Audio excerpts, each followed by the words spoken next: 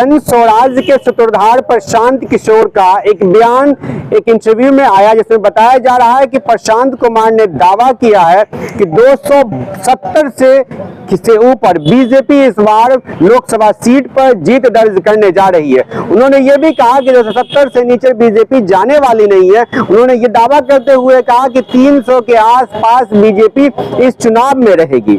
आपको बता दें, इसी संदर्भ में कई प्रकार की खबरें सामने आई, जिस पर दरभंगा जिला के संयोजक जो हैं जनस्वराज के स्वराज के संयोजक मोहम्मद हबीबुल्लाह ने कहा कि प्रशांत किशोर कोई नई बात नहीं कह रहे हैं, वो वही बात कह रहे हैं जो बात वो जनवरी में कहे थे, और जिस बात को योगेंद्र यादव जो एक बड़े राजनीतिक विश्लेषक है उन्होंने भी दावा किया। और ये भी बात वो कह रहे हैं कि महागठबंधन की ओर से इस प्रकार का दावा भी नहीं किया जा रहा है कि वो कितनी सीट पर विजय कर रहे हैं। हाँ, एक आंकड़ा पेश किया जा रहा है, कई जगह पे चल रहा है कि महागठबंधन 300 के पार जा रही है, लेकिन 400 पार जो बीजेपी का दावा है वो 303 के आसपास गिरती हुई बन रही है, ये ऐसा प्रशांत किशोर का कहना। अब सुनिए दरभंगा जिला के जन स्वराज के संयोजक मोहम्मद हबीबुल्लाह ने क्या कुछ। कि भाजपा बहुमत में आ रही है, सरकार बनाने जा रही है, कैसे देख रहे हैं?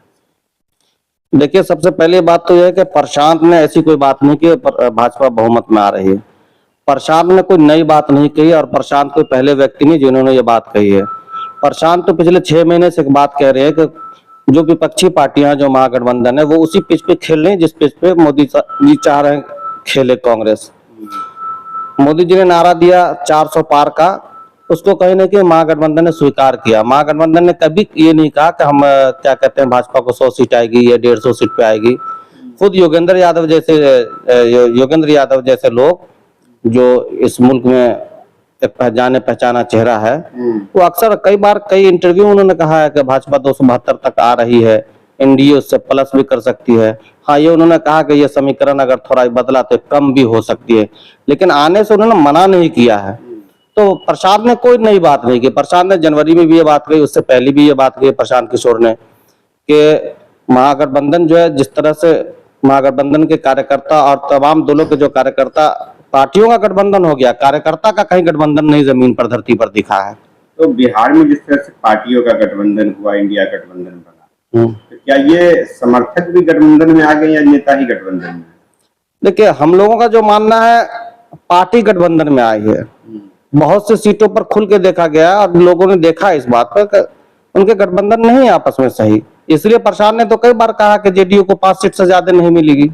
जेडीयू यदि 5 सीट ही लाती है तब तो 12 सीट तो महागठबंधन को चला जाएगा। तो भाजपा कहाँ कमजोर हो रही है? अलायंस कमजोर हो रही है। अगर महाराष्ट्र में देखें तो भाजपा की सीट कहाँ, कौन बतला रहा कम हो रही है? अलायंस की सीटें कमजोर हो रही है। 12 सीट यदि बिहार से इंडिया गठबंधन को मिलेगा तो अलायंस तो वहां केंद्र में मजबूत होगी, विपक्ष में ही मजबूत होगी। 12 सीट मिलेगा तब तो जेडीयू यदि यूज करती है प्रशांत किशोर के अनुसार। भाई, अगर प्रशांत किशोर के अगर जेडीयू को 5 सीट मिलती है तो दूसरे और भी अलायंस पार्टी है ना। हम तो सिर्फ यहाँ तो 1 to 1 प्रशांत ने तो जेडीयू के बारे में सिर्फ कहा है ना। हाँ। भाजपा के साथ अलायंस में सिर्फ जेडीयू ही थोड़ी है, और दूसरी पार्टियां भी तो है, उनको भी सीट है। हम हाँ, ये बताइए, जिस तरह की शब्दों का प्रयोग किया गया प्रशांत किशोर के द्वारा, इससे नहीं लगता कि इंडिया गठबंधन के समर्थक कार्यकर्ताओं में मायूसी और इंडिया गठबंधन में उत्साह बढ़ेगा? इससे नहीं, ऐसा कहीं ऐसा रेशियो भी बढ़े। देखिए, मुझे नहीं लगता है कि वोट का रेशियो बढ़ेगा। ऑलरेडी वोट का जो भाजपा का वोट है, पिछले चुनाव में 2014 में या 2019 में आप देखिएगा तो भाजपा को 33% तकरीबन वोट है, 30% वोट है। तो 10 में से आपको 4 वोट 3 वोट तो भाजपा का ऑलरेडी है, उसमें कहाँ कोई कमी दिख रही है। जो 7 वोट बच रहे हैं या 6 वोट बच रहे हैं वो आपस में यूनाइट नहीं हो पा रहे हैं। यही बात प्रशांत किशोर कह रहे हैं कि अगर आप भाजपा को हराना चाह रहे हो तो जो आपके ये 6 वोट 7 वोट अलग है, इनको पहले यूनाइट होना होगा।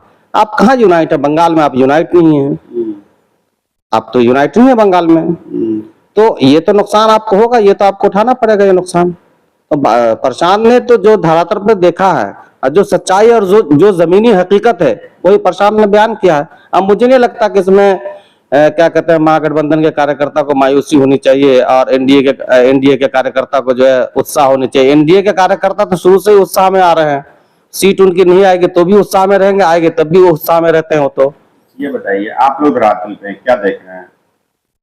देखिए, हम लोग भी धरातल पे देख रहे हैं, जो कार्यकर्ता का आपसी समन्वय होना चाहिए गठबंधन में, वैसा समन्वय कहीं धरातल पे दिख नहीं रहा है। कोई सीट जीत जाए, कोई सीट निकल जाए, वो एक अलग बात है, लेकिन ऐसा कहीं दिख नहीं रहा कि अलायंस का बहुत ज्यादा प्रभाव पड़ा हो। थैंक यू फॉर वॉचिंग दर्पण 24 न्यूज।